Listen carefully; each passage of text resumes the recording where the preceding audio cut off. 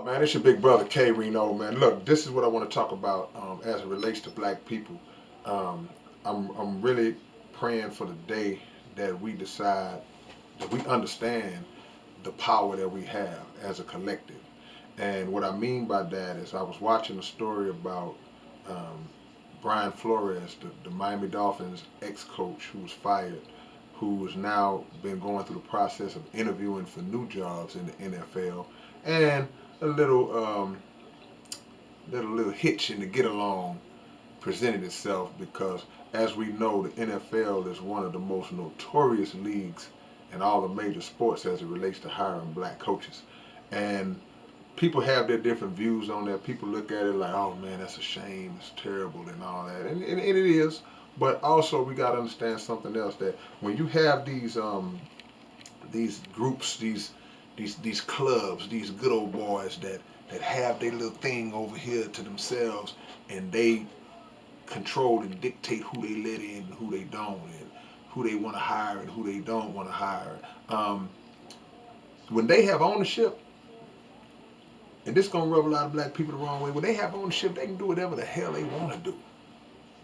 It's up to us to separate ourselves from them and establish our own, whether it be our own businesses, whether it be our own leagues, whether it be whatever you can think of. It's up to us to separate ourselves from that, so we won't have to try to go through the processes of fighting for um, the right to be accepted into their system. See, it's not about trying to fix a system. So they have a rule in the NFL called the Rooney Rule, and that basically says that no team has the right to discriminate against black coaches, minority coaches, and they all have to be given a fair crack at opportunities, the same opportunities that the white coaches get. But somebody made a very, very good point on the show I was watching. I think it was Marcus Spears. He said that just the fact that it has to be a rule in place tells you that the system is messed up, and we can apply that to every or many aspects of everyday life. We go all the way back to the civil rights movement. We go all the way back to Jim Crow laws. Anything that creates a circumstance where a fight has to take place to give individuals basic human natural rights that God gives. You fighting man to get these rights, that means that it's not for you. Move on, separate, get out of there, move around. And I commend Brian Flores because he's now suing the NFL. Go ahead, go on and sue him. Go on and do it. Go on and do it. But why I really commend him is because he made a statement that I appreciated when he said, by him taking this action, he's well aware that, and I'm paraphrasing, he's well aware that this might prevent him from ever getting a job in the NFL again. But that just shows me that this is a brother who sees something that's bigger than himself. And he recognized the injustice because he came from an organization that was treating him unjust, because he had won 7 out of his last 8 games ending this past season, and he still got fired.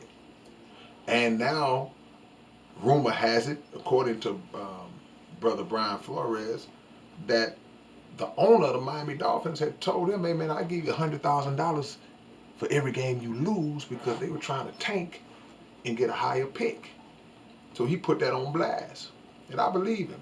I believe that dude said that.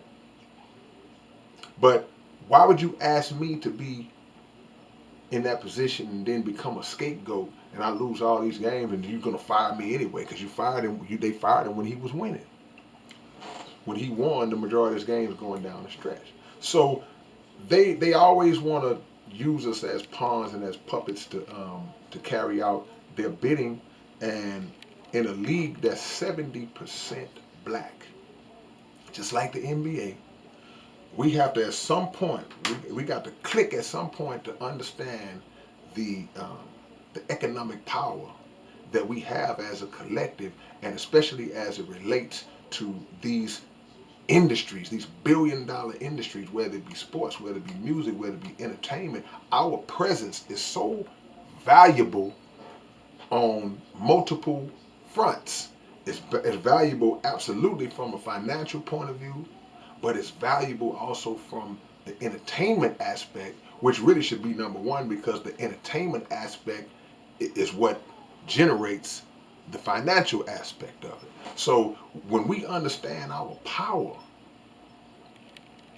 that should make it easier for us to say, man, you know what, man, we don't have to sit around, I hate to use the word begging, but we don't have to sit around just always petitioning and lobbying for these people. Please let us in. Please give us a job. Please. To stop doing that.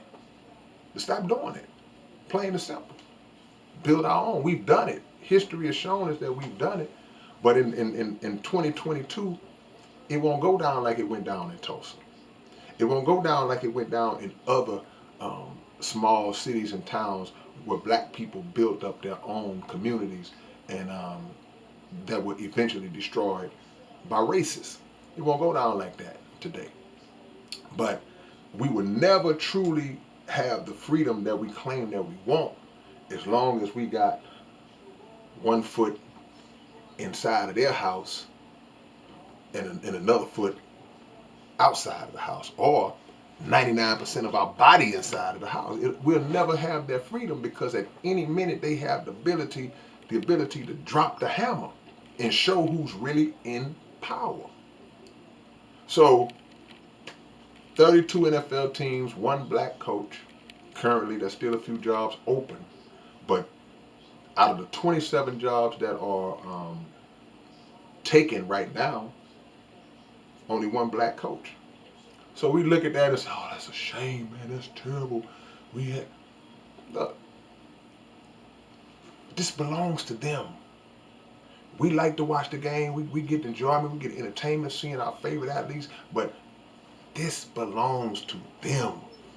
And they do not want us in it on those levels. See, I grew up in a time where to have the thought of a black quarterback was crazy. When we saw a black quarterback, it was like seeing Bigfoot. It was like seeing the Loch Ness Monster back in the day. Just to see a black quarterback. Then a couple came along in the late 70s. Doug Williams come along and with the Tampa Bay Buccaneers. Then eventually Doug Williams wins the Super Bowl.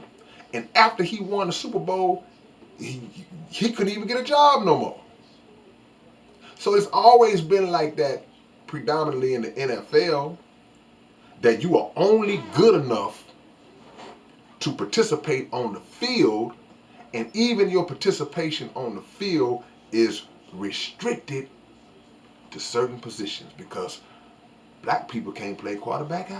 Quarterback is an intelligence position. This was the talk, and it's still the talk on the cool today. They'll say, oh, he's a great athlete. Well, he runs a lot. Because they don't connect. They say, he's not intelligent enough. We wish he would be more of a pocket passer than a runner. But we continue to play the game. It's like in politics. We continue to play the game. We continue to depend on these candidates every 4 years and thinking that one of them is going to save us. And we keep wanting to live in this house. Every time you come home, it's an eviction notice on your door, but you keep trying to force your way into the house.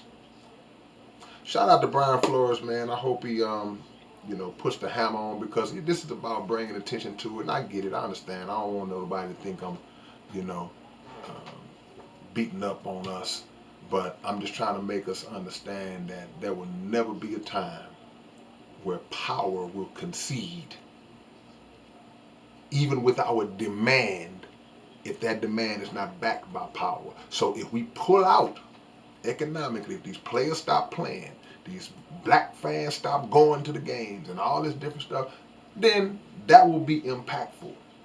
But if we're not willing to do that, then all the crying and begging and petitioning and whatever we want to do, it's not going to change, because you cannot change the nature of a devil.